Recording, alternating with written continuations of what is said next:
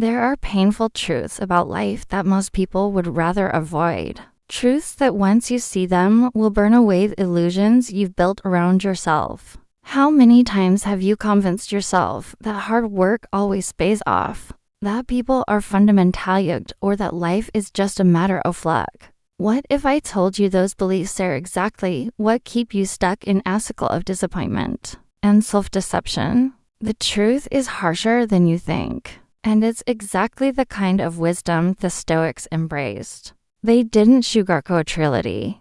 They saw through the games people play, the lies we tell ourselves, and the way we let our emotions and desires control us. Once you understand these lessons, you'll see through the masks, the manipulation, and the illusions that everyone else is still clinging to. Are you ready to wake up and finally face reality, no matter how uncomfortable it is? If you're ready to challenge yourself to stop hiding behind comforting lies and embrace the truth that leads to true freedom, then consider subscribing. It's a commitment to your own growth, to seeking wisdom, and to discovering the strength to see the world as it really is. Lesson 1. People are driven by emotions, not logic. We like to think of ourselves as rational beings making decisions based on careful thought and logical reasoning. But let's face it, how often do we actually make decisions like that? The truth is, most of the time our emotions drive us more than we realize. Emotions are powerful, so much a mess of overwhelming forces that influence what to do and how we see the world. They shape our actions, often before our rational minds even have a chance to step in. How many times have you made a purchase you didn't need or agreed to something you didn't want, simply because it felt right in the moment? That's emotion, not logic. Emotions aren't inherently bad, though. In fact, they provide valuable insight into what matters to us. It's how we respond to those emotions that makes all the difference. The Stoics, like Marcus Aurelius, understood this deeply. He reminded us you have power over your mind, not outside events. What Marcus means is that while we can't control the emotions we feel, we can control how we respond to them. Emotions can be powerful guides if we learn to observe them without letting them control us. Instead of reacting impulsively, the Stoic practice is to pause, reflect, and then act. This doesn't mean suppressing emotions. It's about recognizing them, understanding where they come from, and using them as a tool, not a weapon. When you can do it, you'll find that your decisions become much clearer and less likely to be clouded by fleeting feelings. Emotions don't have to be an obstacle. They can be a source of insight and a tool for better decision making. Understanding that most people are driven by emotions can also help you navigate social situations more effectively. In disagreements, for instance, people often aren't arguing over the facts. They're defending their pride or their ego. Once you see this pattern, you stop wasting energy trying to win the logical debate and instead focus on understanding the emotional drivers at play. The key is to develop pause, the space between feeling and reacting. That moment gives you the opportunity to choose a response that aligns with your true values, not just a reaction to a passing emotion. It's this kind of emotional awareness that separates those who live on autopilot from those who live with intention. When you can master this, you won't just understand others more clearly. You'll understand yourself better, too. Lesson 2. Everyone acts in their own self-interest. How many times have you been surprised when someone you thought was being kind or selfless turned out to have their own agenda? Maybe a friend offered you help, but later you realized they were just trying to win your favor or get something in return. It's easy to feel disappointed thinking that people should act out of pure goodwill. But here's the truth. Everyone acts in their own self-interest, whether consciously or not. This isn't a criticism of humanity.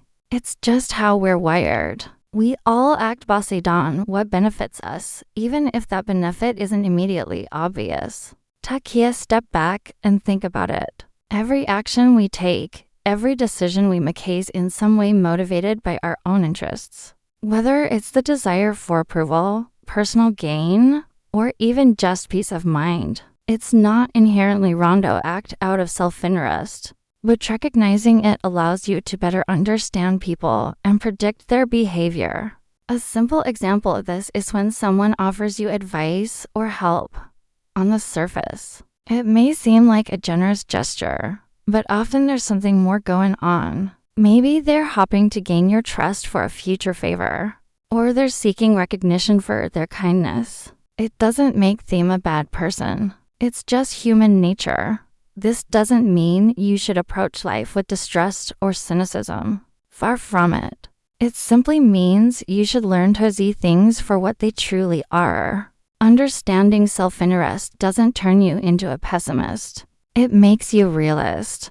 You'll stop expecting people to act against their nature, and you'll start recognizing opportunities to align your interests with theirs. This makes interactions smoother and more productive as you're no longer trying to change people, but rather learning how to work with them. Carl Jung said, "Everything that irritates us about others can lead us to an understanding of ourselves." This is a powerful idea because it reminds us that recognizing the self-interest of others can teach us about our own desires and motivations. When we accept that people act based on their interests, we gain insight into our own behaviors. We begin to see where we might be motivated by self-interest as well. And that self-awareness is the first step toward personal growth. The danger comes when we expect others to act selflessly without understanding their motivations. Once you accept that everyone is driven by their own needs and desires, you can make smarter decisions, manage expectations, and build better, more honest relationships. It's not about exploiting others for your own benefit. It's about understanding the game people are playing and finding ways to play it to your advantage, while remaining true to your own values. By doing this, you become more strategic, more aware, and ultimately more in control of your life. Lesson 3. Most people can't handle truth about themselves. Let's face it, most of us aren't great at handling the truth about ourselves. It's uncomfortable. It burns. It forces us to confront things we'd rather not see. We all like to live in our little bubbles, surrounded by the narrative you've carefully constructed about who we're. It's much easier to maintain that story than it is to confront the uncomfortable facts. But here's the thing. The truth doesn't care about your comfort. It's not concerned with your ego or your image. The truth just is. Think about it. When was the last time someone told you something about yourself that you didn't want to hear? Maybe it was a critique from a friend or a colleague. Perhaps it was something you knew deep down but weren't ready to face. The natural response for most people is defensiveness. It's like an instinct. We quickly try to explain, justify, or deflect the criticism. Why? Because accepting that truth would mean admitting something we don't want to acknowledge. But the longer we avoid that truth, the more we limit our own growth. The Stoics understood this all too well. Marcus Aurelius, for example, was known for his brutal self-examination. In his writings, he often reflected on his own weaknesses and flaws, not to beat himself up, but to improve. He wrote, "How much trouble he avoids, who does not look to see what his neighbor says or does, but only to what he does himself." Marcus knew that growth required facing uncomfortable truths, even about himself. It's not about being perfect. It's about being honest. And when you can be honest with yourself, that's when all change begins. Most people avoid honesty because it requires vulnerability. It's much easier to stay in denial, to surround ourselves with people who tell us what we want to hear, and to protect our fragile sense of self.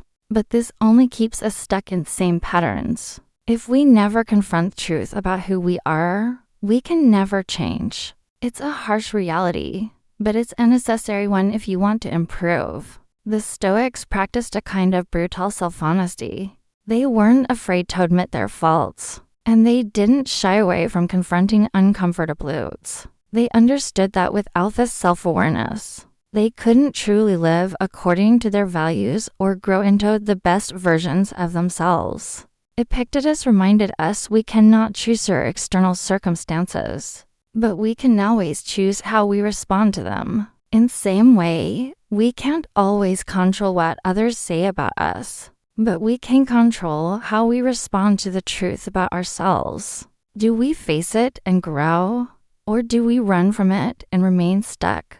When you stop running from the truth, you stop being a prisoner of your own illusions. You take back control of your life, and that's where the real power lays. It's not in being perfect. It's in being honest, vulnerable, and willing to change. Only then can you truly become a person you were meant to be. Lesson 4. Success will make some people hate you. Here's a bitter truth. As you start to rise, some people will begin to resent you. It's not because you've done anything wrong, but because your success forces them to confront their own inadequacies. It's like a mirror that reflects their lack of progress, and not everyone can handle seeing that. They'll start comparing themselves to you, feeling threatened by your achievements, and even resenting you for doing what they couldn't. This isn't about jealousy in the traditional sense. It's deeper than that.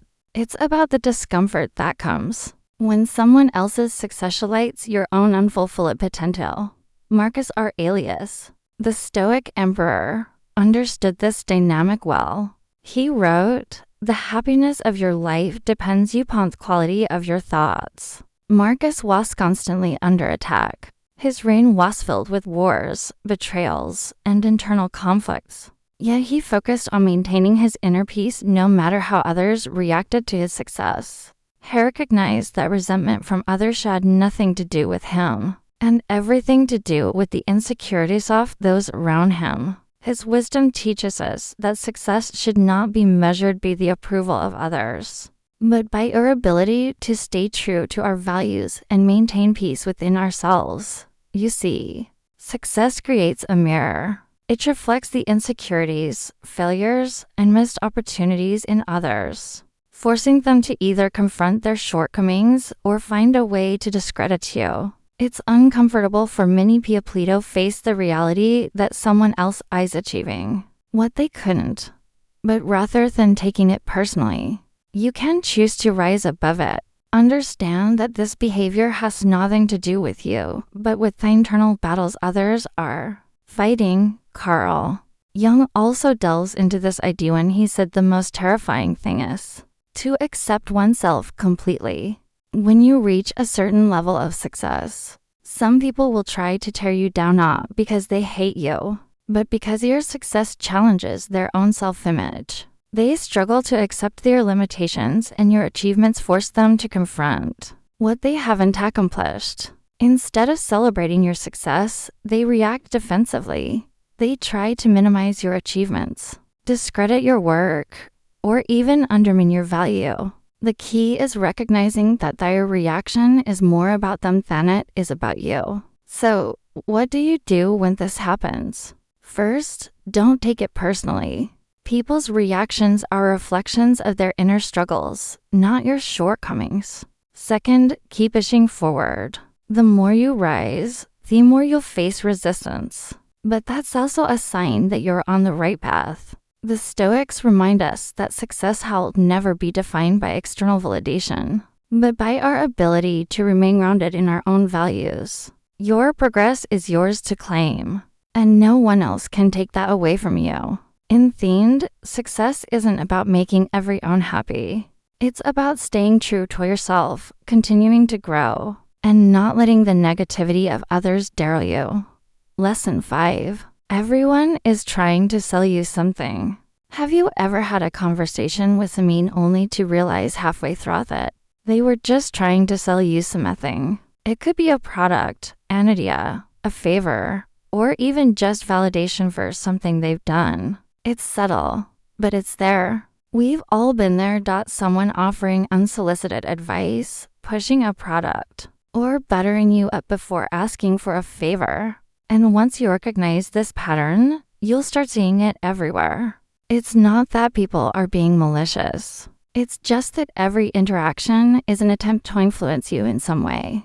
Whether they are aware of it or not, everyone is trying to sell you something. The Stoics were keenly aware of human behavior and understood that people are constantly trying to influence each other. Marcus Aurelius in his Meditations wrote, "The soul becomes dyed with the color of its thoughts." He understood that we are constantly being influenced by others, whether we realize it or not. The challenge is learning to guard our minds, to be selective about where we direct our energy, and to be conscious of what we let into our thoughts and lives. When you realize that every interaction has an underlying motive, you stop being swept along by other people's agendas and start making intentional choices about who and what you allow to influence you.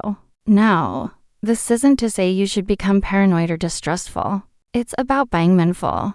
There's nothing wrong with helping someone out or accepting advice. But when you understand that everything comes with a cost or a hidden agenda, you start to make more thoughtful decisions about where you place your trust. You also become better at spotting when someone is manipulating the situation for their benefit. A colleague who's always offering advice, but only when it benefits their position in the company. Or a friend who always needs a favor, but never returns that kindness. These are the people you need to be aware of. Recognizing when others are trying to sell you something, whether it's a product, idea, or even just their own self-interest, can be a powerful mirror. It shows us where we might be vulnerable, where we might be too easily swayed, or where we might be doing the same thing without realizing it. The more aware you are of how people try to influence you, the more you can step back and assess your own actions. Are you also trying to sell something, or are you allowing yourself to be influenced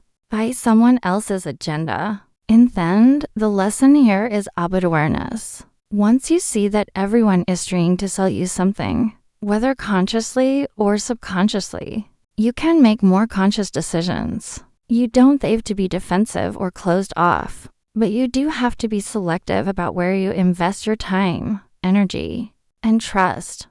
Recognizing this dynamic doesn't just make you smarter in your interactions. It frees you to make better, more intentional choices in your life.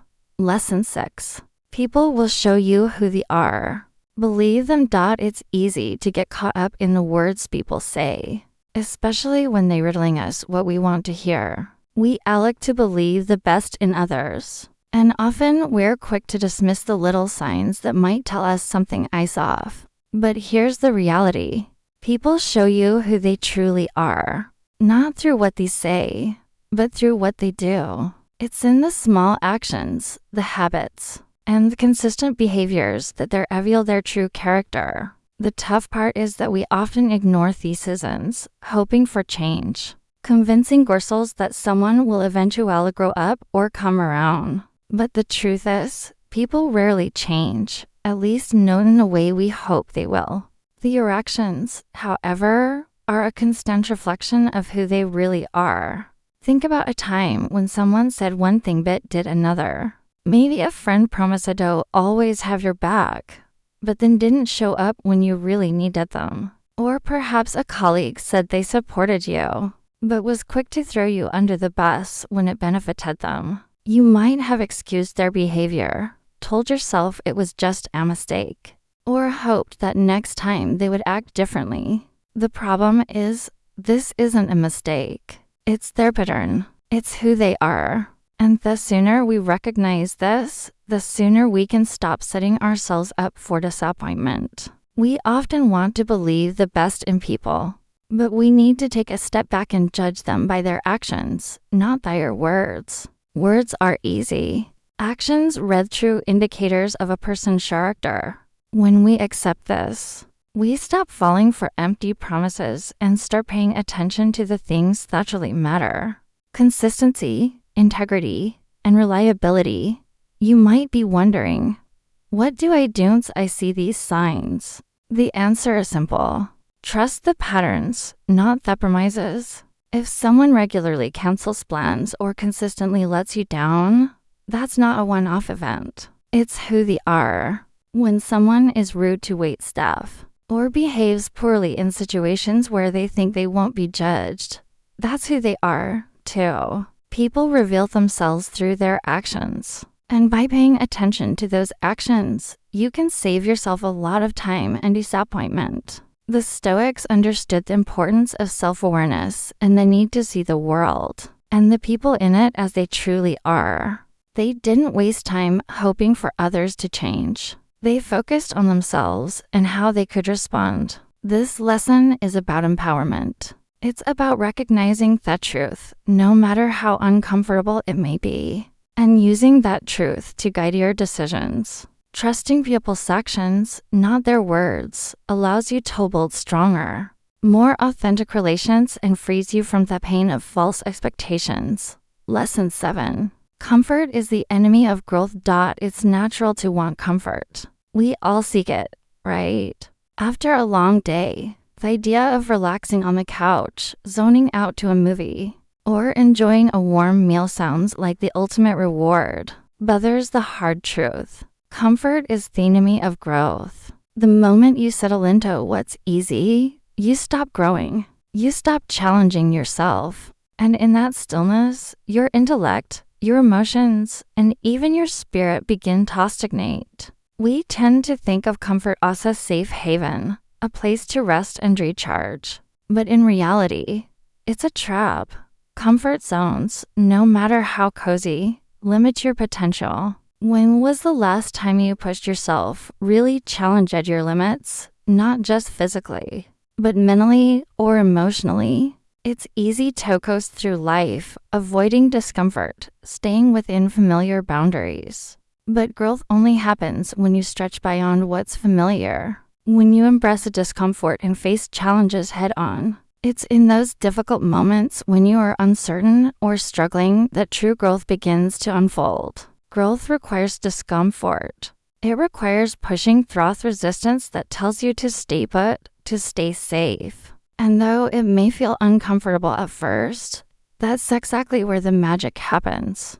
The Stoics knew this well. Marcus Aurelius often reflected on how one should live with purpose even in the face of hardship. He wrote, "At dawn, when you have trouble getting out of bed, tell yourself, I have to go to work as a human being." This simple thought highlights the Stoic idea that we are meant to embrace the challenges of life, not avoid them. Even when it feels hard, even when it's tempting to stay comfortable, we must push ourselves to grow to fulfill our purpose. For Marcus, growth wasn't just about achieving external success. It was about developing internal strength. And that strength only comes when we confront life's discomforts. Head on. Think about it.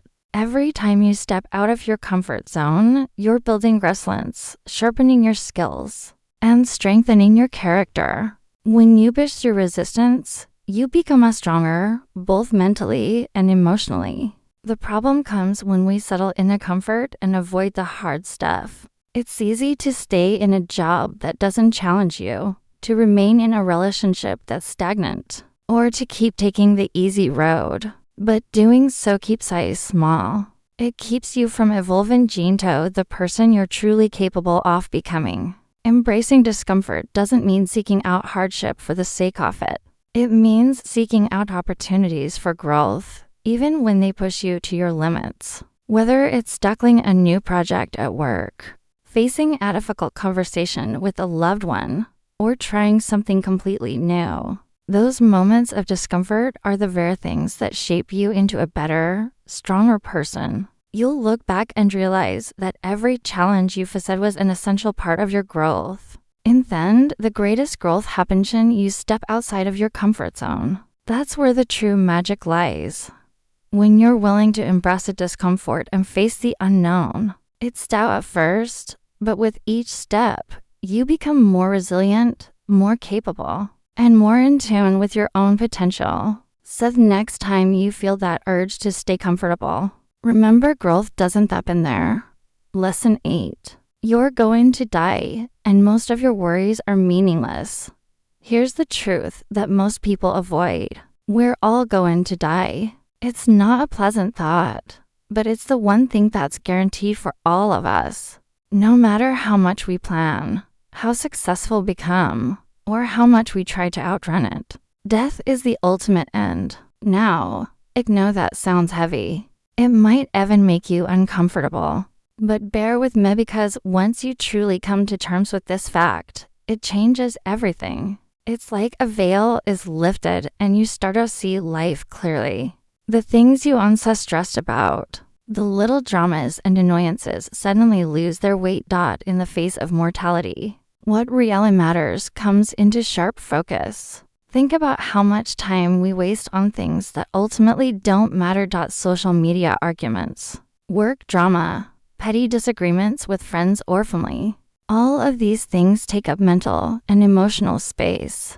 But when you truly grasp the reality of your own mortality, it's hard to keep sweating small stuff. You start to realize that most of the things we get upset about are fleeting and insignificant in the grand scheme of life. Why stress over something someone said online or an argument that won't matter in a year? It doesn't mean those things aren't real or that they don't hurt in the moment. Once you accept that your time here is limited, you start choosing where to spend your energy more wisely. Carl Jung also emphasized the importance of embracing mortality in his work. He said, "The privilege of a lifetime is to become who you truly are."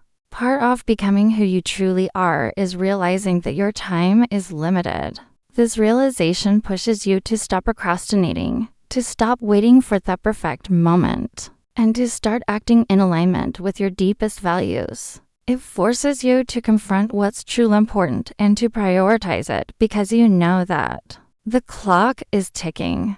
The idea of death can be unsettling, but it's also liberating. When you acknowledge that your time is finite, you start to live more authentically. You stop wasting time on things that don't bring value to your life. Instead, you focus on relationships that matter, on work that fulfills you, and on experiences that align with your true self. You begin to realize that life is too short to live in fear of judgment, to chase after fleeting accomplishments, or to hold on to resentments. As the Stoics would argue, embracing death isn't about being morbid. It's about gaining clarity. It helps you cut through the noise and focus on what's truly important. It's a call to live intentionally with purpose and passion. When you truly grasp the reality of your own mortality, everything else becomes less daunting. The small stuff, it fades into the background. What remains is the deep understanding that the time we have here is precious, and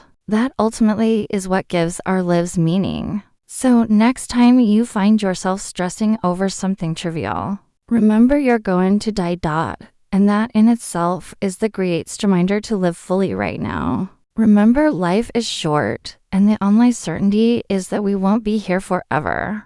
So stop letting the small stuff steal your peace and start focusing on what truly matters. Embrace the truth, live with purpose, and make every moment count. If this resonated with you, check out the next video on the screen to dive even deeper into daily Stoic dose wisdom. Thank you for being a part of Stoic Journal. Let's keep growing.